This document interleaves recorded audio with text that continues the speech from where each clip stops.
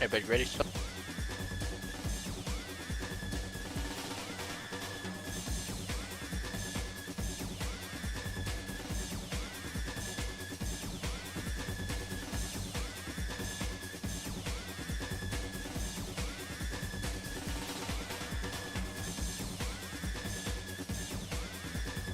Soviet, you ready? Alright, we're taking the 101 all the way down.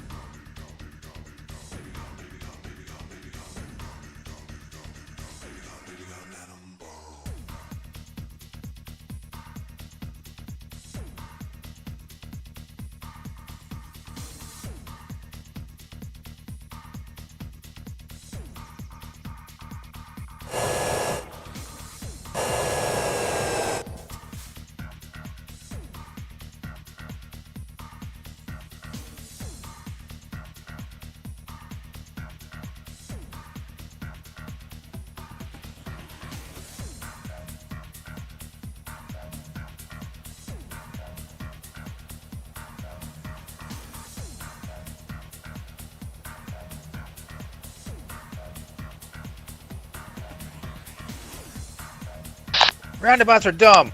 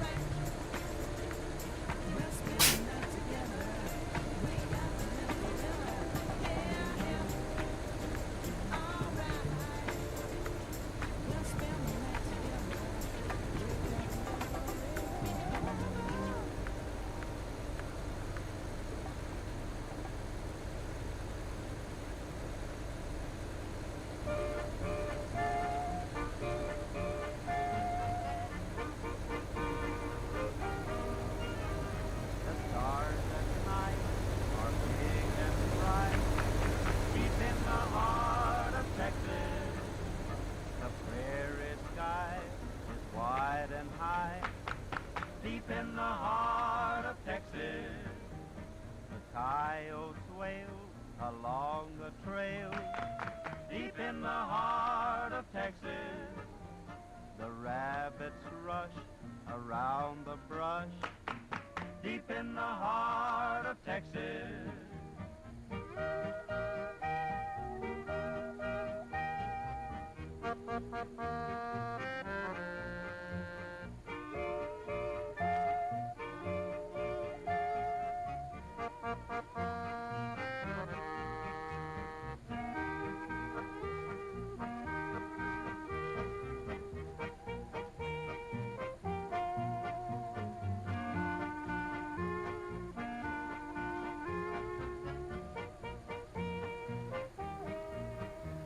The chicken hawks are full of squawks.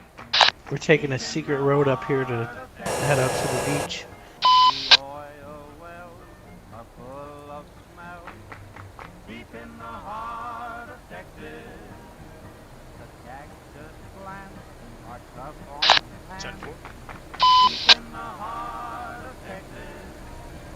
That's why perhaps they all wear chaps, deep in the heart of Texas.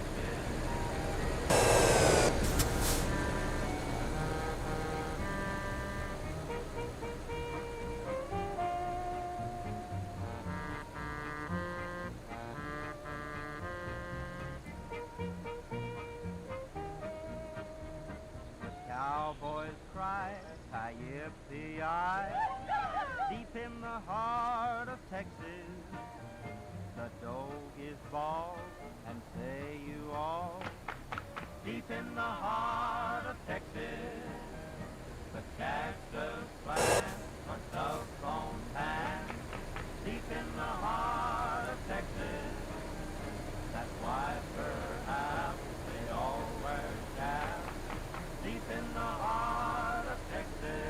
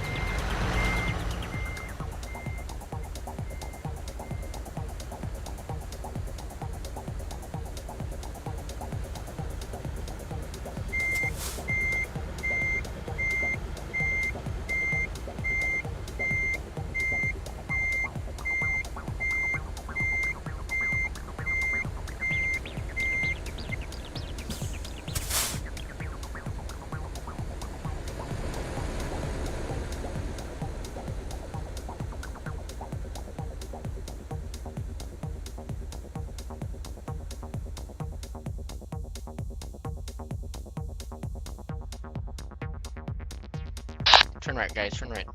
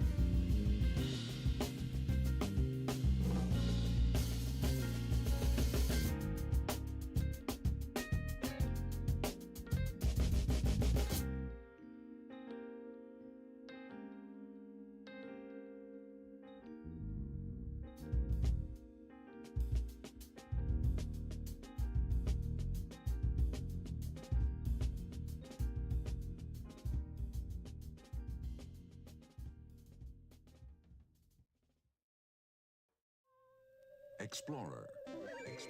Vanguard. Automation. Telemetry. Astrophysics. Jets. Cyclotrons.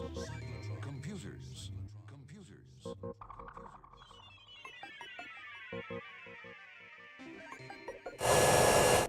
An experience, an adventure into the cosmos unknown. A realm of new sights, new sounds, new sensations. Hear them.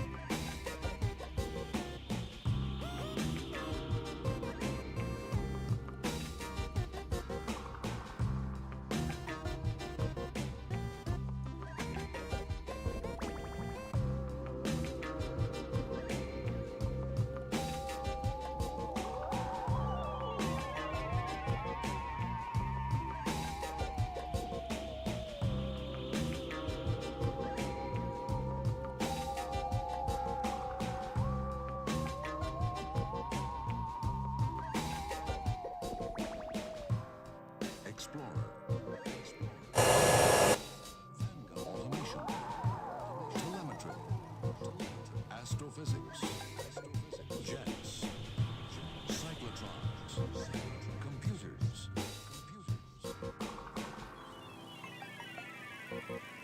Program computers to play music.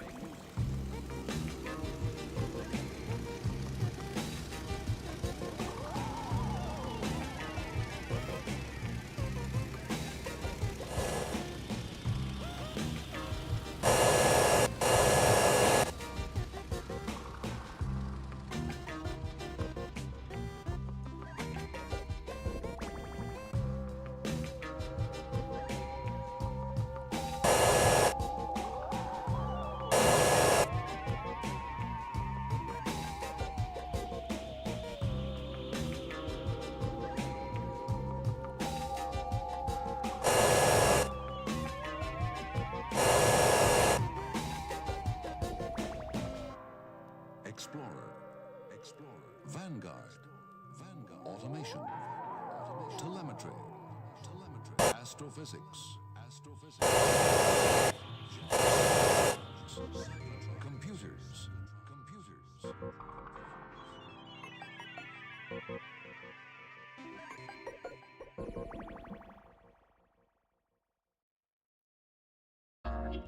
Acid. Playing makes me move. I know acid. It's the sound you can't improve. I know acid. Get inside this nasty groove. I know acid. Acid. I know acid.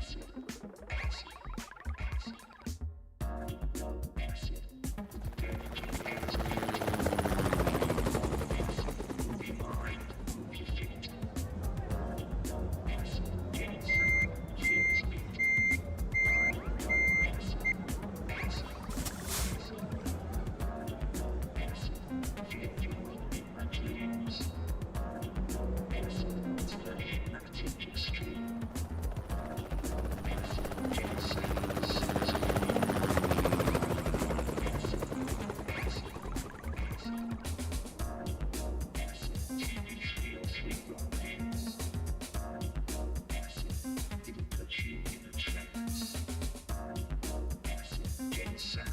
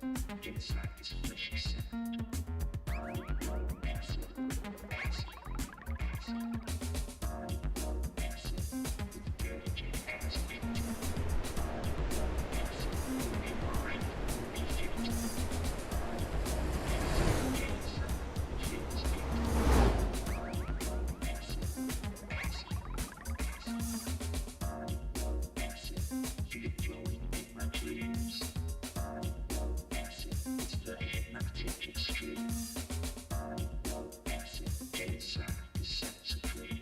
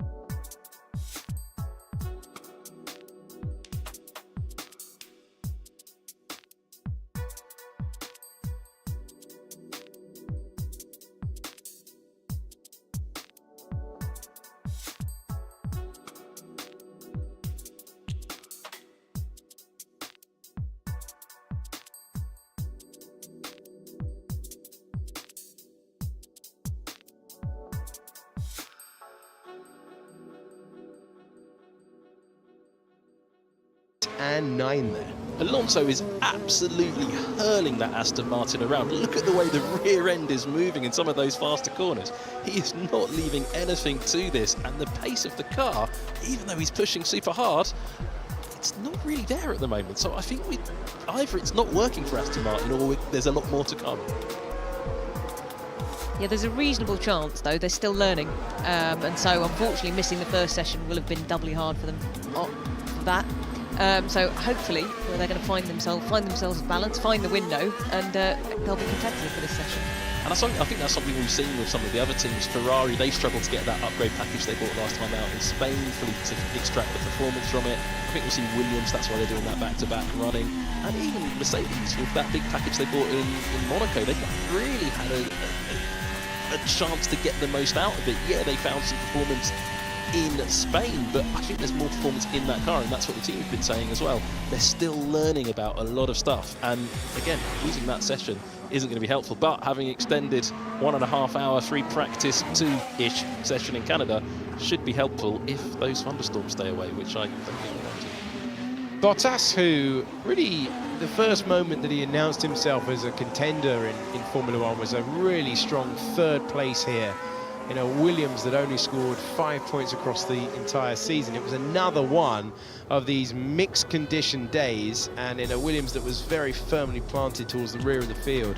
He showed his ability in mixed conditions, put it P3 on the grid that day with a fine performance. That's what mixed conditions around this circuit give a driver a chance to do. It was Bottas that year, it's Fernando Alonso last year in a car that wouldn't have been there in dry pace on the front row. And Verstappen fighting his way through at the moment. As the drivers live with the conditions of the circuit, the fact there's not a lot of rubber down there so far, that's a rubber camera angle. The direction change of a Formula One car through there as he attempts to get on terms with the fastest first sector in the session so far, and does so with a 20.3. We're riding on board with him as he's about to go under the bridge and attack 8 and 9, the chicane that takes him to the hairpin. Brand new set of soft tyres there for the Red Bull driver, the world champion, one of 3 world championship winners in the field this weekend, none of whom have ever hit the Champions Wall. I wonder if any of them will soil their copybook this weekend so far. I think they probably might. Good stat that we don't have any of the current champions that have found the barriers. Verstappen has had some dramatic moments around this circuit. Went out in Q2 a couple of years ago after Kevin Magnussen did hit the wall in question, and there we are. That is a Ferrari engine expiring right there. It is. Question, Crofty? No, not at all. It's just I think it might need discussing, as Max Verstappen's about to go fastest overall. And I'll leave this discussion, Martin, because I think we've got a problem with the Haas of Nico Hülkenberg. Verstappen by 7/100ths of a second slower than Charles Leclerc. We have engine problems for car number 27. Nico Hülkenberg it's got a bit smoky. So I lost the engine, I lost drive. Just keep driving then. Yeah, I assume he'd already gone past the pit lane entrance when he realised that. Well, this wall didn't used to be here. No. So after the pit exit, you could pull in on the left, and I've done that before, and I think he thought of that, and there's like, oh, now there's a wall there. He's getting out. We have a yellow flag. I dare say we might have a red flag at the moment. Yes, we have. There you go. Can't see any flames, just an awful lot of smoke, and that's Nico Hülkenberg's session over. You want to get an extinguisher to it pretty quickly, though, because once the heat soak gets to the bodywork, now there's no air going through. As we saw in Baku with Pierre Gasly, heat and carbon fiber bodywork is. It's an unusual colour, though. That smoke is really dirty. Yeah, dirty-looking smoke. Yeah, it's not great, is it? Ted, have you got have you got eyeballs on this down at the scene? Well, I've got 2 nostrils on it, Crofty, which is often what you can trust in terms of what's gone wrong.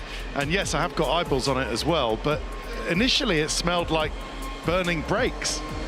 And then you got that sort of acrid burning oil smell as it came in. So maybe there's some bodywork actually being burnt there as well, some carbon fiber bodywork. But yeah, he's stopped. I think he is being attended to by some marshals. You can see there as he's walking down the pit lane, and that is a blow for the weekend of Haas, no doubt about it. They won't be able to turn that car around until tomorrow, and yeah, everyone's plan is somewhat disrupted as they come into the pits. But yeah, hopefully it won't be too long a stoppage. We've had enough of them for one day, haven't we, Crofty? Absolutely. Thanks, Ted. He had gone past the pit lane entrance before there was any sign of an issue, and that did sound like engine. It sounded like one of those old school ICE bangs, doesn't it? It's just, you see, as he comes off curve. And there's the smoke halfway down the main straight. Oh dear. Nico Hulkenberg jumps clear of the car. And that will be his session over.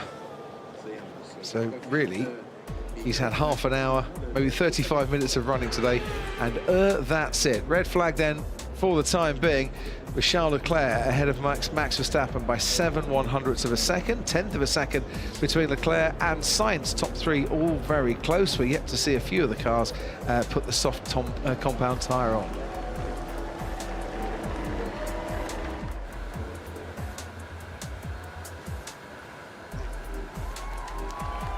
So yeah, it wasn't a loaded question to Martin Brundle, but I'm not quite sure I understand why that wall has come out where it has at turn 2. It doesn't make logical sense to me for getting back onto the track. Well, we can pop down and talk to Niels Wittich and ask him, and hopefully give everyone the answer before FP3. No, but do you? No, if you were a driver, would you bring that up at the briefing tonight? Yeah, definitely, because it was a really safe way to rejoin the track, and if it's quicker, you get penalised anyway. Yep. Now, as you said, you have to turn left, and you're almost facing the oncoming traffic before you do a sharp right to get back on the track. Plus, you're driving over the grass, so you're bringing a lot of dirt onto the track. No, and they're having to do quite a sharp turn on the grass, which, if it's wet, creates other problems, right? Because you have people then spinning, potentially going backwards onto the track, which is not good at all. So I just want to pick up something I noticed there. The rookies, two of the rookies, Piastri and De Vries, I think are doing a really good job here at a track which is not easy. I know it's not a whole lot of corners, but it's not an easy track. And they've done good times compared to their teammates so far. You can see the floor. Yeah. It's a great imprint of a car there, isn't it? That's why I think so, but yeah, Gunther Steiner will be running down the pit lane with a broom just to get rid of that imprint. There's the lake within the track here. We used to arrive, didn't we, from the TV compound by boats to the track. It used to be a lovely way to make your way to the paddock, but they've taken that luxury away from us this year, Corinne. I'm not sure how warm the water is to go swimming. You know, they're sitting on that beach, but can you go swimming in the water? No. It's going to be chilly, isn't it? It is round here. Well, at least they managed to get that Haas car back to the pit lane. Well done to the marshals there. The mechanics from Haas, once that car crosses the white line, can come and rescue it. And as we're under a red flag, they can go and take it into the garage. I still would be absolutely amazed if we see that car on the track again. That's going to be the fastest engine change ever. Still smoking away, isn't it? Yeah. Well, it's still smoking away. Yeah, the teams hate fire extinguishers, but yeah, it's a necessity. The mechanics are just going to be looking at the amount of cleaning up they have to do now. Yeah. Even up the exhaust. Yeah, that's a long night ahead. Yeah. For the boys and girls down at Haas. He's standing by with a fire extinguisher. I wouldn't imagine there's anyone down there in a Haas uniform that wants that to be extinguished again. See how things get so hot as well, because some of the stickers on the car have all been kind of melted off. I mean, the amount they're going to have to replace. We got someone who's got a big extinguisher. Okay, that's thank you. Why did he come in?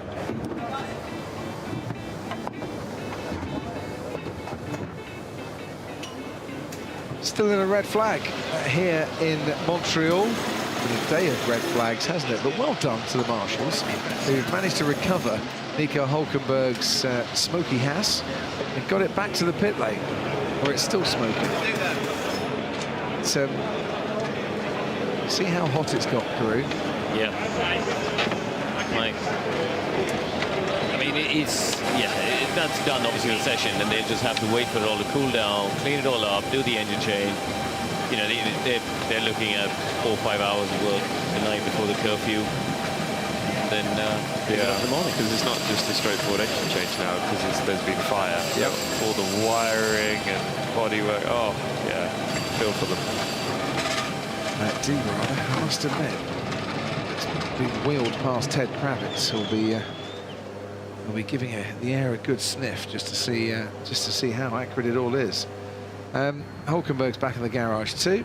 The car will be joining him very shortly. Charles Leclerc from Max Verstappen for Carlos Sainz.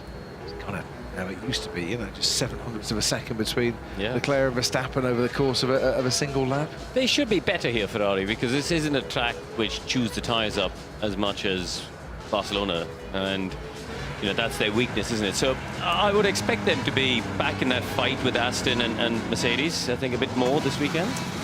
I think it's slightly trickier for Aston round here. It looks like a car that's nice to drive, gives you confidence, but it doesn't have such a strong front end, and you really do need that on end of braking and initial turn into these chicanes. Well, we'll see what the update package has done for them as well, isn't it? Because I feel like they're still in that understanding and learning and setting it up phase, aren't they? Yeah, it's rare you bring big upgrades to a track, you bolt it on and it works. Yeah, it's fresh out of the box. Ted Kravitz, where are you? Right, I've stopped sniffing petrol or burning carbon fibre, and I'm now getting excited about a load of cars on brand new sets of soft tyres. Sergio Perez first in the queue, brand new soft tyres. Max Verstappen second, the same. Car number 21 of Nick de Vries, brand new soft tyres. Then Lance Stroll, same. Logan Sargent, same. Pierre Gasly, same. And the rest, and the rest. So they can't all be doing race runs now on heavy fuel on soft tyres, can they, Crofty? This has got to be, let's see how fast your car is on your soft tyres. So, yeah, prepare yourself, because this next running track session in the next 10-15 minutes is going to give us some answers. Strap yourselves into your sofas, ladies and gentlemen. It's about to get rowdy, as they say. 1:14.0 for Charles Leclerc. Fastest lap so far. It was a 1:14.1 from Max Verstappen last year as the fastest time in FP2. Okay, so we expect it to be sort of 6-7 tenths quicker year on year, all things being equal, track and weather. So it's got to be a couple of seconds, I would say, right? Well, pole last year, it was wet, you can't compare. It was a 1:21.2. No, but if you say it was 1:14.1 last year, they've already beaten that. So I think we're down. He's just put some new boots on. I reckon we might be down to the high 1:11s. Yeah, I think we could be. You think high 1:11s in the session? Come on, not in this session. Big push. By qualifying. Oh, by qualifying. Sorry, I'm with you now. Hang on a sec. They have so many tyres. They do have. Lots more tyres. Yeah, why not? Bring it on. 1:11.958 in this session. Yeah.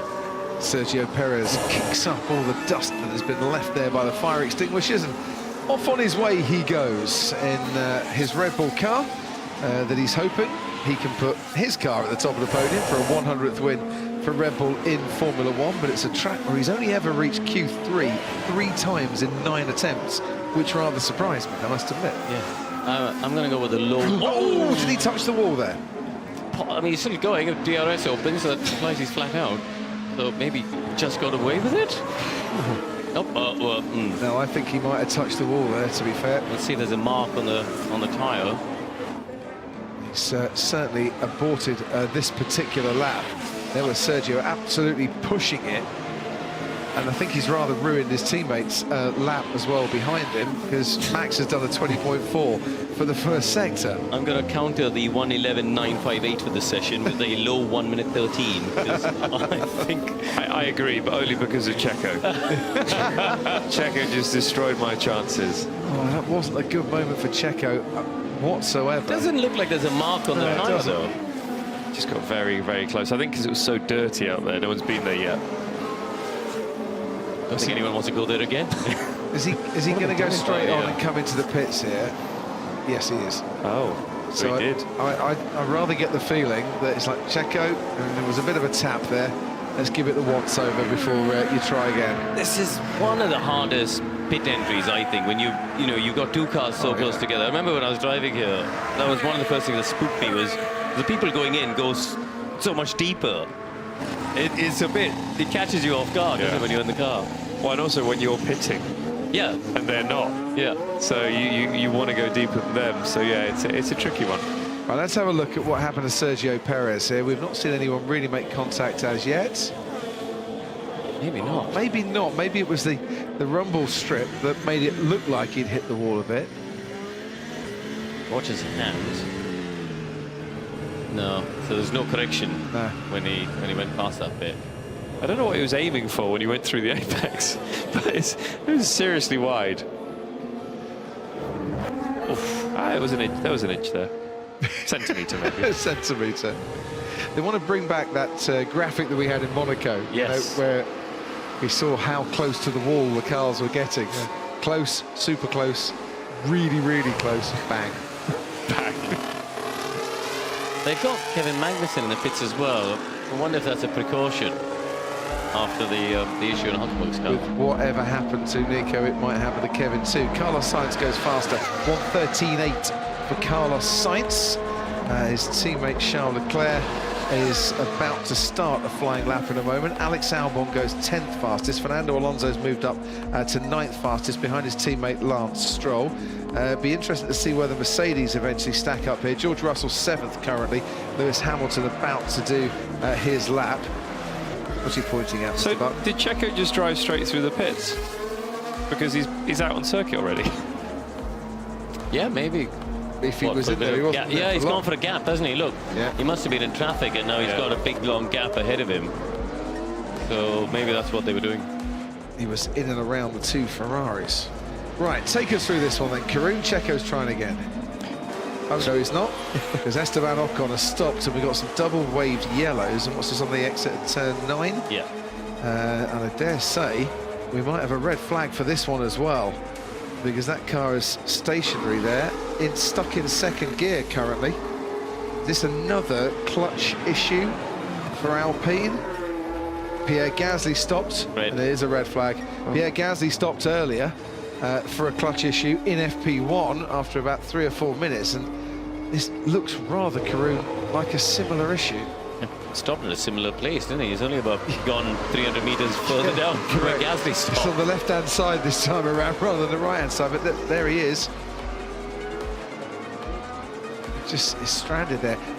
Might be a bit difficult to try and move that if the car is stuck in gear. Well, hopefully they have a neutral button on the top of the cockpit, and if the marshals press that, it'll just essentially engage the clutch and let him roll backwards. The gap is only further around. Let's try and listen in. I can't really listen to this, but it's a very undramatic shot of Alpine slowing down and stopping. But the gap is just there, behind, in line with the rear wing. Here we go. Now let's listen in. Stop the car, stop the car, stop the car.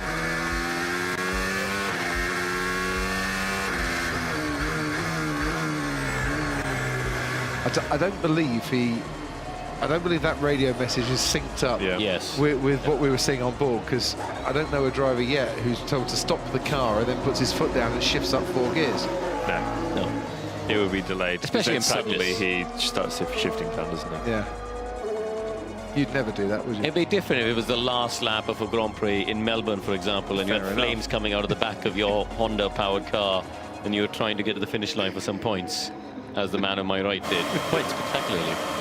Would they tell you to stop? Yes, they did. Did they? And you carried on? No, I stopped. Did you get to I can't remember if you got to the finish line. Did you get to the line? Oh, you didn't? Stopped just before the line. No. The reason is we crossed the finish line, we would have got a penalty. Oh, really? For the next race. Ah, of course. For driving the car in a dangerous condition? No, for engine change. Engine change. Yes. But if we didn't finish, they could put an engine in and no penalty. The funny thing is, we put a new engine in, and the next race we got hardly any points. We would have got way more points taking the points in Melbourne. With a blown engine and had the penalty at the next race. So that'll teach them. Yeah.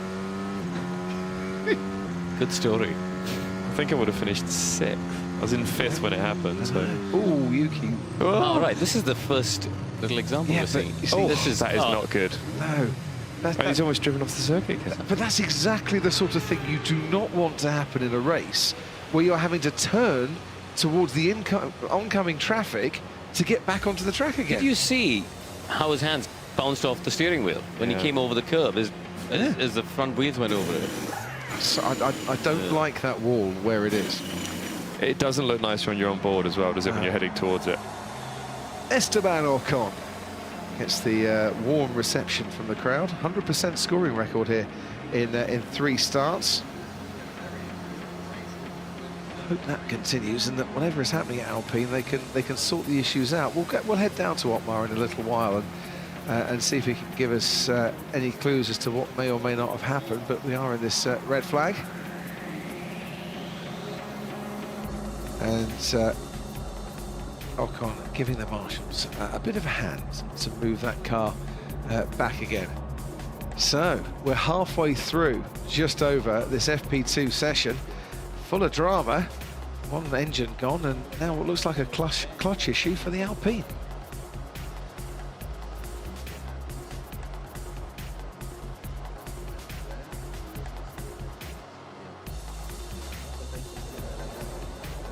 The sunlight streaming through the clouds there, but is that rain in the distance? Yeah, definitely. In that sort of, it's just whether it's quite hard to tell. It looks gloomy.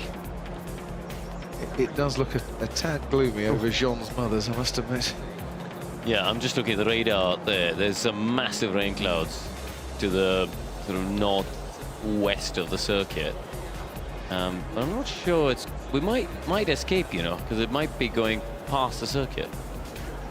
Yeah, I'm looking at the tree, and all I can see is leaves fluttering. I can't see branches swaying as to which way the weather's going. Green light's on, by the way, and the pit lane is open for business in terms of its exit. The car's coming onto the track. You know what's going to happen, gents. As soon as we finish this session, the heavens are going to open, and we're going to get absolutely soaked on our way back. Yeah, but nobody cares about that. Well, this is apart from us. Apart from us, yeah. I care. It took me ages to do my hair this morning. Yes. Blow dried it and everything. Right. On to the action.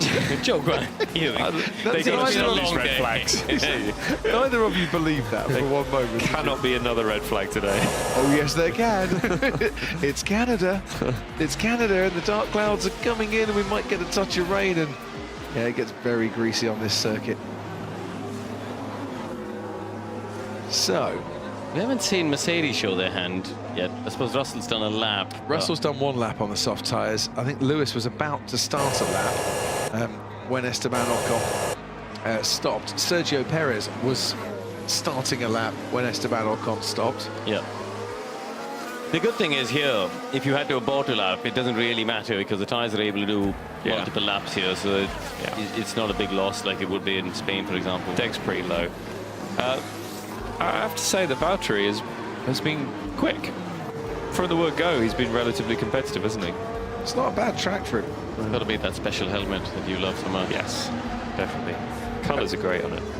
Don't forget, Valtteri Bottas here, only time in 8 appearances he's failed to reach Q3 was last year. I think he was a podium finisher here in his Williams days as well, or he had a great qualifying in his Williams days.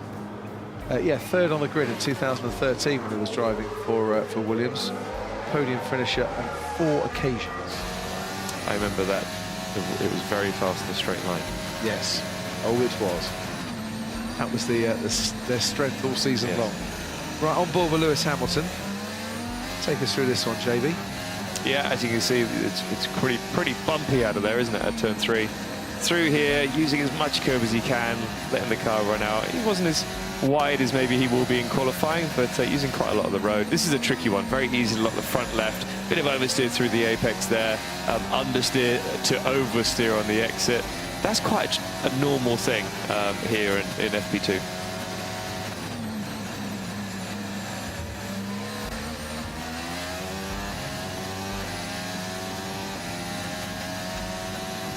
Track's open for business. Lewis Hamilton going for his first fast lap on the soft compound tyres. Yeah, the car looks a little bit oversteery. I don't think the tyres are working yet. Maybe he didn't get the much temperature on the outlap. This is probably the set that he tried to do a lap on when the red flag came out, because his middle sector is actually down on his previous. Down into the last chicane, braking hard, get the car in. Bit understeery there. He's not going to be happy with the balance. You know, Lewis likes a car that's definitely on the nose, and it's not like that on turn-in. It's a little bit lazy, and I think that might be actually causing the oversteer on exits. He's some way down in terms of straight line speed. 316 through the speed trap in comparison to the likes of Verstappen and the Ferraris up at 326. So whether Mercedes have got the engines turned down or whether that's drag, we'll see as the weekend unfolds. Potentially on the engine side, yes, but he's 5th fastest, Lewis Hamilton. Don't forget, never qualified here outside of the top 5. His record around Montreal is absolutely first class. And a win here this weekend, if he could get a win, would equal the record for the most amount of wins at a single circuit. It would take him ahead of Michael Schumacher, who he's tied on 7 wins here in Montreal. His teammate George Russell goes 9th fastest, and Ted Kravitz is down at Alpine, wondering what's gone wrong with Esteban Ocon's car. Yeah, a few bits of information for you from down here at Alpine. First of all, we believe it's a water leak. The team saw on telemetry that Ocon's car had a drop of water pressure, and told that was why the instruction came very quickly to stop the car before it overheated and the engine went bang. So that's understandable. Oh, as we have a very, very close call in the pit lane between the AlphaTauri leaving its pit box and Kevin Magnussen in the other Haas that's still running coming in. Maybe F1 TV will replay that and see how tight that was. Certainly looked quite tight from where I was standing at Aston Martin. Fernando Alonso and Lance Stroll just gone out on fresh soft tyres, so keep an eye on what they do in about a minute and 14 seconds time when they're going to do a hot lap. And the weather, Crofty, is coming in from the northwest. It's still drifting from the northwest to the southeast. And I predict, and I think all the teams are predicting, that they do need to get their quali simulations out of the way now, because it looks like maybe another 15-20 minutes and we're going to have some rain. Yeah, the clouds are in the northwest, the track is towards the southeast, the rain and the weather is coming in. As we watch the Ferrari of Charles Leclerc onwards yet again. If Verstappen isn't improving on the lap, he's going to get a monster slipstream from that Williams. But so far, his first 2 sectors aren't brilliant. There is Charles Leclerc on his outlap. Sergio Perez has just gone 5th fastest with a 1:14.2. The gap between the 2 Ferraris, 2.5 tenths currently. Podium for Ferrari this weekend, by the way, will be their 800th in Formula 1. Quite like nice round statistics like that one. It's impressive. It certainly is. The Aston Martins are on a lap at the moment. Lance Stroll coming up to the timing line, so we get to see what they do. 14.8, only P12 for Stroll, so that's not brilliant. Alonso better in sector 1, but he's backed out of it in the middle sector. Is this medium tyre run for Charles Leclerc? Has he gone into a race simulation here, I wonder? Yeah, because they did their performance runs quite early, didn't they? Yeah. Talk about 800 podiums. I don't remember them all, but yeah. So if they both finish on the podium, is that classed as 2 podiums? Yes, that's 801. Okay. Yeah. Just making sure. There is a difference, isn't there, between the times you've featured on the podium to the amount of podiums you've got. Williams, for instance, 313 podiums in Formula One. I think it's 244 as the amount of times they've been on a podium. And if that's right, that would be the most obscure thing I've ever remembered in my entire life. You know someone's going to tell you in the next few minutes whether you're right or wrong. I was just doing an event down at Williams about 10 days ago, and I think I quoted that stat at that time. Look, Fernando Alonso has just set the fastest first sector, 20.3. Jenson Button's getting excited now because Fernando Alonso's absolutely on it, and the Aston Martin that's just been off the pace a little bit is now starting to show and flex its muscles somewhat on this Friday before the rain potentially comes in. You got to show him though. Yeah, well, he's coming into the final chicane at the moment. Oh, I mean, show the lap. I mean, Fernando Alonso around, Here he is. around this track is something exciting to watch. Only 5th fastest for Alonso, though. He lost time down the straight, maybe, in that final sector. What was his speed? 316 kilometers an hour compared to Max Verstappen's 329 kilometers an hour through the speed trap. Here's that little incident in the pit lane Ted was mentioning. Bags. Yeah, well, we'll see what Kevin Magnussen thought. Here we see. Oh. That was close. Was that the AlphaTauri? Yeah. Yeah, surprisingly, Kevin Magnussen thought different on that one. Let's have a little look at it from another angle. We're not going to... That was tricky. It looks like a tight pit lane down there. Yeah. From a driver's perspective, is it? Well, yeah, not really. But he had a green light. And the problem is when you get a green light and you start moving, it's very difficult to stop. He did get a red light though to wait for Kevin. You got to commit, haven't you, and go for it and trust your team. Wind picking up. Ted Kravitz, I think the rain's on its way, I'm afraid. Well, why are you afraid? Because you're going to get a soaking, my friend. Don't you worry about that, Crofty. I've got waterproof legs. I'll be fine. Don't you worry about me. But yeah, that's why the team are cramming everything in.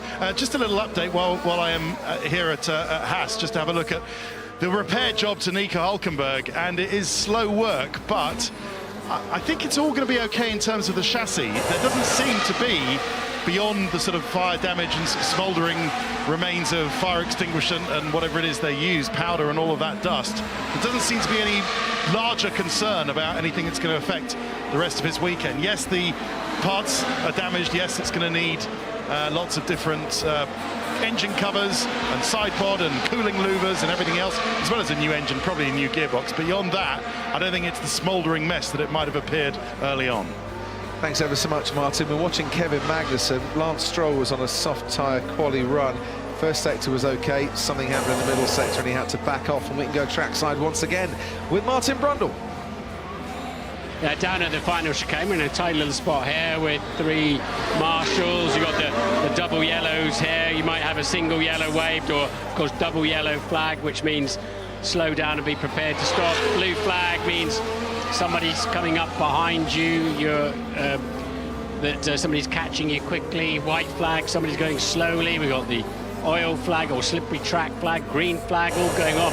What we have got is this final chicane where you've really got to unload the inside. You've got to try and load the outside tyres, unload the inside, let the car just skip over that curve there and pick it up. And any racing driver will know what I'm talking about. You can hear some of them going through here. As the car is bouncing, you can hear their foot bouncing on the throttle a little bit, and that exacerbates your problem.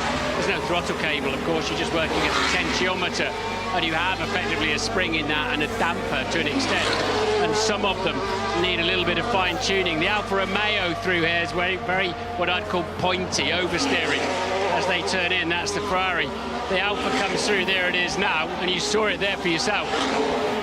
The nose goes in and the back just won't live with it. They're having to correct it on the way in, which must give them a little bit of a fright. But so when it all hooks up nice and you can just glance those curves and pick the throttle up with a nice, clean movement. And you might have seen that car just flash in front of me going into the pit lane. Rain is coming in 10 minutes. Huge speed differential here between those going in the pit lane and those attempting to take the final corner. So, you know, you can put in the most amazing lap around here, and you can glide across all the curves, catch all the bumps, spot every braking point, and mess it all up here as the blue flag's away.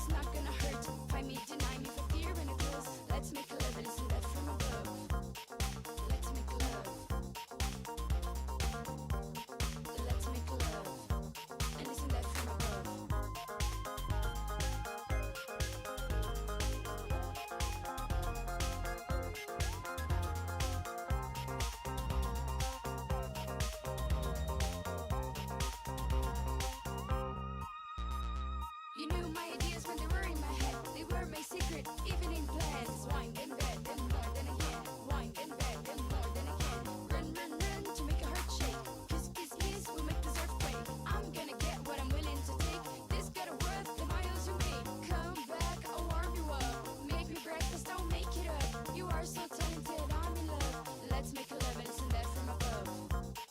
Let's make love. Let's make love. I'm back with a smack and I'm ready to attack. Stare in my lips and see they are wet. I know how you're doing by looking your pants, and this is how we call it a comeback.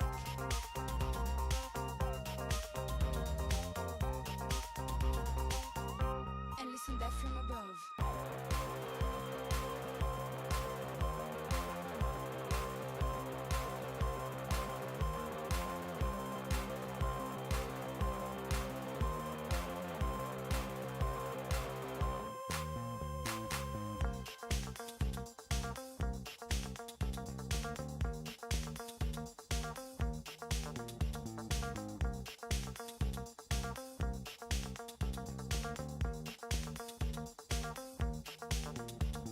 Screaming your name on the microphone, going back home all alone. Listen to the tunes that you send me, listen to them, good company.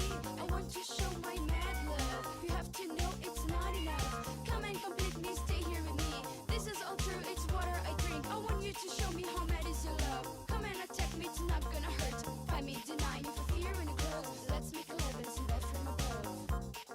Let's make love. Let's make love. And